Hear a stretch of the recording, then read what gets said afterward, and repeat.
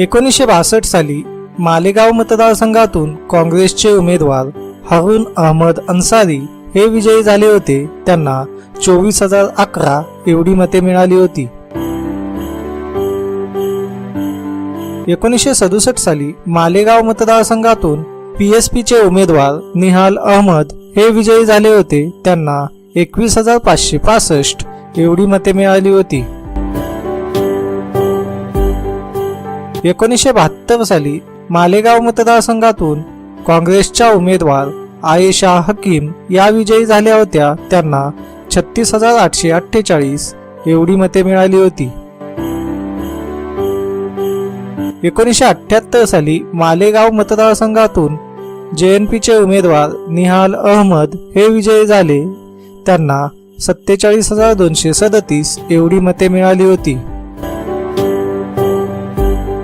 1980 साली मालेगाव मतदारसंघातून जेएनपीचे उमेदवार निहाल अहमद हे विजयी झाले होते। त्यांना 42,704 एवढी मते मिळाली होती। 1985 साली मालेगाव मतदारसंघातून जेएनपीचे उमेदवार निहाल अहमद हे विजयी झाले होते। त्यांना 48,254 एवढी मते मिळाली होती।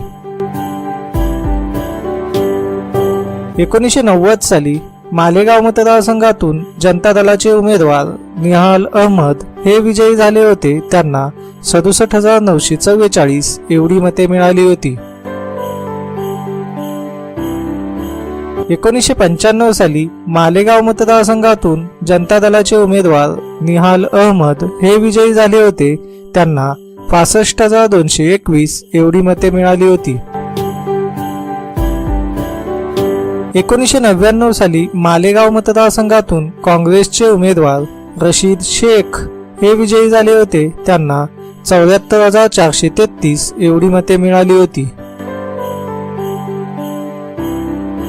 2004 साली मालेगाव मतदारसंघातून काँग्रेसचे उमेदवार रशीद शेख हे विजयी झाले होते। त्यांना 80,579 एवढी मते मिळाली होती।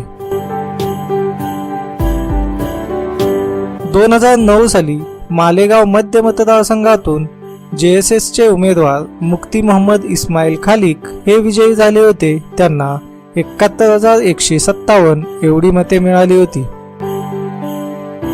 2009 साली मालेगाव बाह्य मतदारसंघातून शिवसेनेचे उमेदवार दादाजी भुसे हे विजयी झाले होते। त्यांना 95,137 एवढी मते मिळाली होती।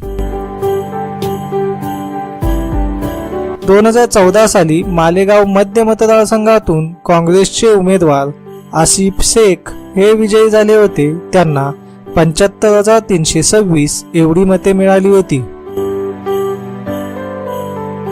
2014 साली मालेगाव बाह्य मतदारसंघातून शिवसेनेचे उमेदवार दादाजी भुसे हे विजयी झाले होते। त्यांना 82,093 एवढी मते मिळाली होती।